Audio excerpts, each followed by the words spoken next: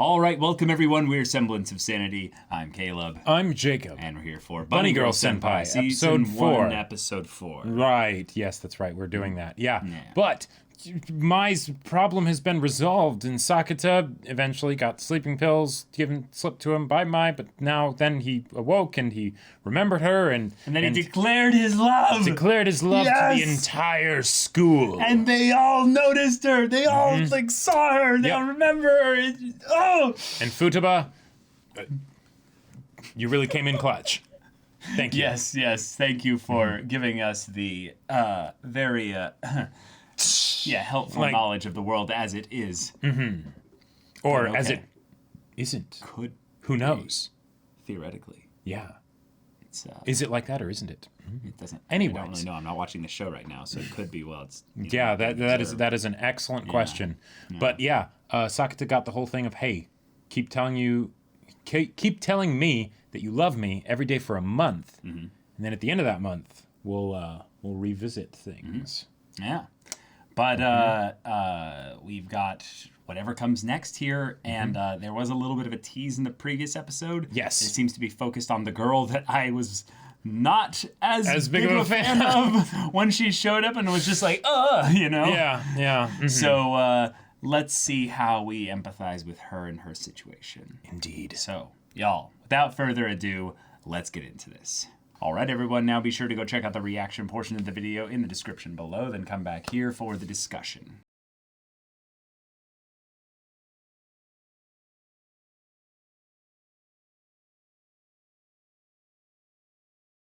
All right, well, we, endless 3, I guess, you know? Yeah. Three loops in... Endless, in not 15,862 or whatever. Yeah, exactly. Yeah.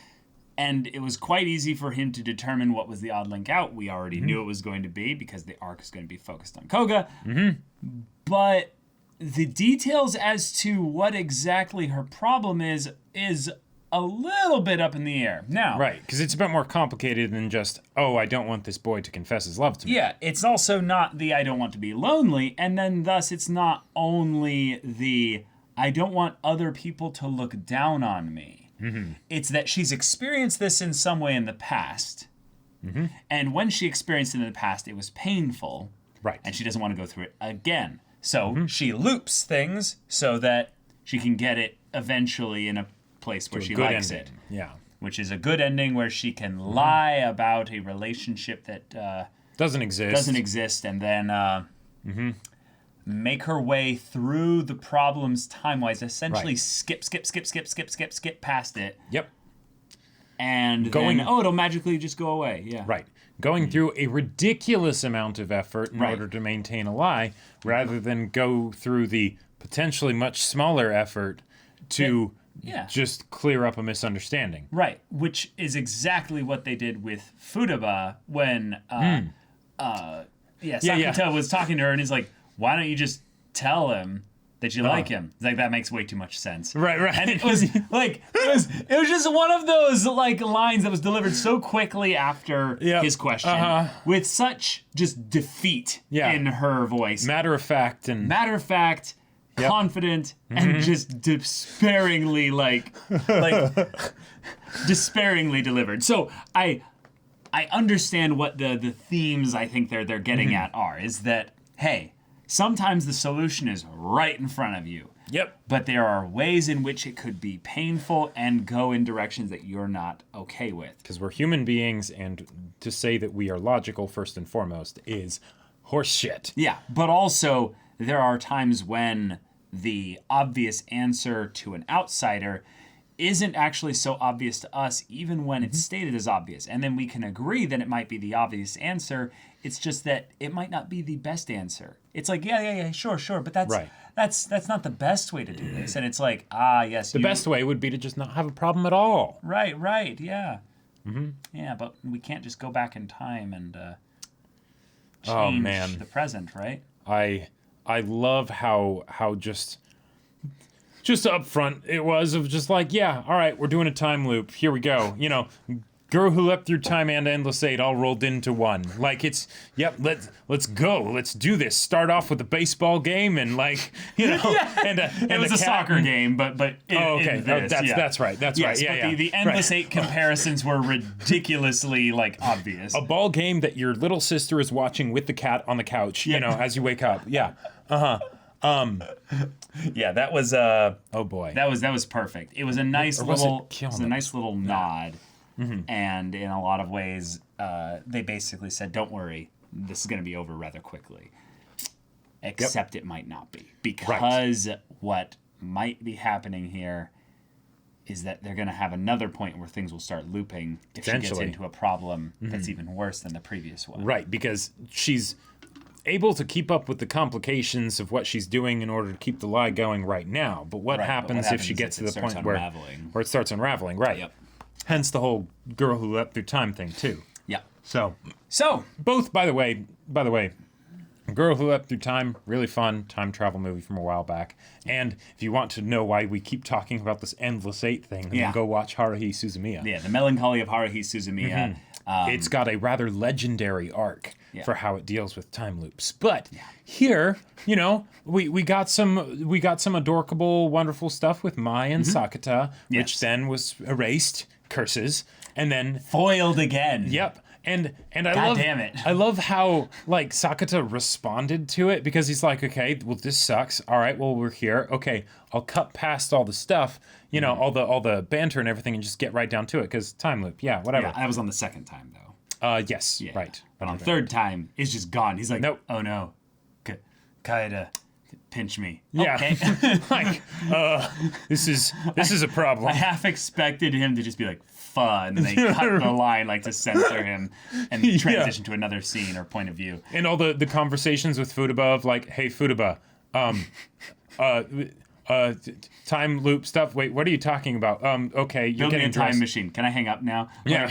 Like, there's this aspect of Futaba that I think is potentially really funny if they're going with this here, but it feels like a little bit he kind of consults her too much, and she's just tired of the stupidity of the kinds of things that he's consulting her on. And it's like, gotcha. Yeah. Okay. Yeah. But then she actually got kind of vulnerable with him and shared something that I thought was like, oh, that's, I get it. Okay. I'm disgusted at myself for being happy when a guy with a girlfriend talked to me, which is funny because then she kind of refers to Sakata immediately after that with like well, you're a guy with a girlfriend, kind of, yeah. Right.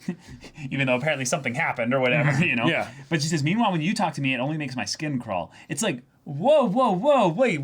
That's some stiff arming, like, needlessly. Right, but it's like, the fact that she's saying that,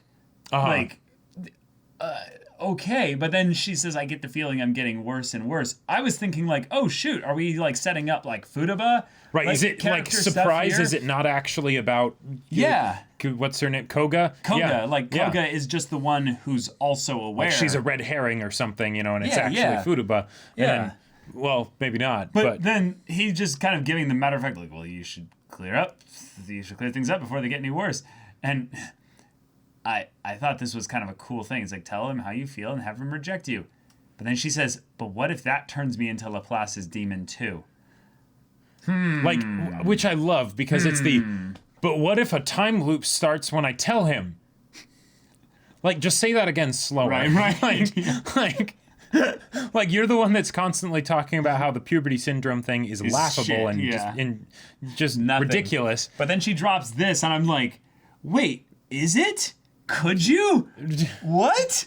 Like, yeah. I'm like, how emotionally, like, how much emotional turmoil is there for you over this? Right. In order for you to think that this would cause a time loop. Yeah. 2, wait, what? Right. This was just one of those moments in the episode that I just kind of went, I'm making a note of that. Like, right. I'm going to save that for the discussion. I got to bring that up. Because she looks genuine here. Yeah. She's like, well, right, like no shit. Yeah, like she's not messing with him. It's actually a seemingly genuine concern. Now, she does say it from the standpoint of, oh, well, you'll go back to square one. He's like, well, I did manage to get out of yesterday, now if we just clear up things with everything will be okay. And then it's like, wait, but if you clear that up, won't Koga get asked out again? And wait, so yeah, no, there's just no future where you can be with Mai. Yeah. Mm-hmm. Yeah. Yep. I love how also the references multiple times to the fact that he did scream out to, Mai, that he's in love with her. And multiple times girls bring it up as like I mean, you've come full circle and are that. and are dateable that. for the first years now. Yeah, that was one of those things to where I was almost getting the vibe a little bit that she was maybe even referring to Sakuta there, because he is easily substitutable as another guy with a girlfriend, Mm-hmm. That and she Futaba was, and she just used his best friend as like an example there, right? And then covers up for it by saying, "Oh, but when I talk to you specifically, my in case you would infer something, right, my skin crawls." Yeah. Mm-hmm. It just feels like this was a very weird Futaba kind of focused thing, even when she's not actually the technical focus character, right? Of the but episode. She could be if they're doing this as a thing where it's a time loop thing that shifts around to a different person as their problem takes over and influences other people in a really strong way. Like, in some ways, if they go with it that the time loops all eventually hit a canon ending where the person can kind of stop it, like where they're like, okay, I like this ending, and then they pass the buck to someone else, kind of. Right. Then that means that the problem wasn't solved. That if anything, Sakuta just got wrapped up in a little bit. Right. So if anything, if they wanted to do it with Futaba, it's that he then basically got it by like getting involved in this whole thing here. Okay, and then sure. he could pass it over to Futaba. And then Mai ends up getting it because Sakuta, there's has all kind that of screwed up things in their relationship in some ways. And then she's like, I'm going to loop this until we fix things or until I've like stuck it to him in some way. Oh, man. But the fact that she showed up at the end of the episode, she's like, why haven't you come and explain things to me? And she like was dressed up. She had been like, I don't know, shopping, or she brought food or something. Like, I'm like, yes, I love you, Mai. You're amazing. What? Isn't she great? Yeah. Oh, man. That was so good. And he's like sitting there, just boxers, right, like, towel, just like, you see, I was literally about to. I was actually just thinking fondly about how I would grovel at your feet and you would like it and I would like it, Yeah, and then you might even step on me. Right. Oh my God. I love Sakuta. I love Sakuta so much. Yeah, he is a wonderfully entertaining Mai character. Especially. But given that we now know what Koga's deal is with regards to this, I can see how I'm going to empathize with her. I definitely see how she would get this frazzled about the whole thing, because there was a point when she had no friends. Yep. And it was hard for her to go to school at all. And she is a first year, so she's very young and like, oh, God, I don't want these things to go badly. And totally. But while this isn't the exact same thing as Kaida, I could see him drawing a little bit of his own, Sakuta, drawing a little bit of his own empathy with regards to how he feels about Kaida's situation, that she's very much staying at home. Right. Like she's not going out and doing a bunch of stuff because of the bullying and stuff that happened. Oh, yeah. But hers is more of worrying about potential bullying. Right. Like hers is based on something in the future being a source of pain. So her idea, or her problem, if you will, being solved via looping back in time. It's thematically relevant, It works in a simple sense because it's I avoid the future that could be bad. And I keep doing things over and over again where it's not sustainable, right? A time loop is not actually an effective way to... You can't move forward. Right, you can't move forward if you do that, So it's, you have fun, Fantasy. Right. Is this the real life? But yeah. Did they actually kiss? Sakuta and Mai, they've never kissed. I don't believe so. Yeah. I don't believe so. Yeah, that was one of those, like... I think she was messing with him. Yes, of course she was messing with him. Well, right, but for that specifically. But she also wasn't necessarily lying there. I mean, it is possible that they kissed But there was the point when she was like, hey, do you want to kiss? And then it didn't end up going there. And she's like, nope, wasted the chance. Yeah. But why would she go through all of that just to mess with him? I think she had him. No, I think so. But I think there was a lot of this that was messing with him. But her face changed. It was like, wait, don't you remember how I gave you my first kiss? Gave you my first kiss? She even gives emphasis to the you, I think. There. Okay, yeah. It's in italics, yeah. Yeah. Well, maybe, who knows, maybe the canon end for all of this, if the time loop ends up jumping around, is that, like, then it's the, no, you were actually supposed to kiss my here for real. Well, that's possible. But one of the things it could also do is that it has nothing to do with time loops, because I was thinking time loops, but I the fact that it wasn't time loops with regards to but it's funny that we get time loops here in a completely irrelevant thing comparatively to what's going on with No offense, Koga, but you're not No. But Koga's is just something related Koga. to lost memory. Yeah. So all it has to be, is that he might have just remembered her. And that was how things started. And he could have forgotten her from before, so there might have been a point even before this where they did kiss. Possibly. So, yeah. Possibly. Yeah. Or that there's just gaps in their little excursion that they had where he did forget about something. Right. He didn't get all the memories back or something. But when it comes right down to it, this episode has taught us a very important lesson. That if an anime wants to do a time loop, in fact, if any story wants to do a time loop, it is much better and it is much easier to move things along if there is a character that remembers everything all the way through and they don't just sit there like a stoic robot. Yeah. So, yeah. But okay, y'all, thank you so much for watching this episode's reaction and discussion. If you want to see the next episode's reaction and discussion right now, though, go check out the link in the description below for our Patreon. You can get on early access there. You can watch full-length timer reactions there, and all this comes with Discord access, so you can chat with us in the community there about this show, about anime in general. Also, be sure to check out our Twitch channel. We stream every weekday. Info's in the description. Yes, if any of that interests you, we'll see you there. But until then, we're Semblance of Sanity. I'm Caleb. I'm Jacob. And we'll see you all next time.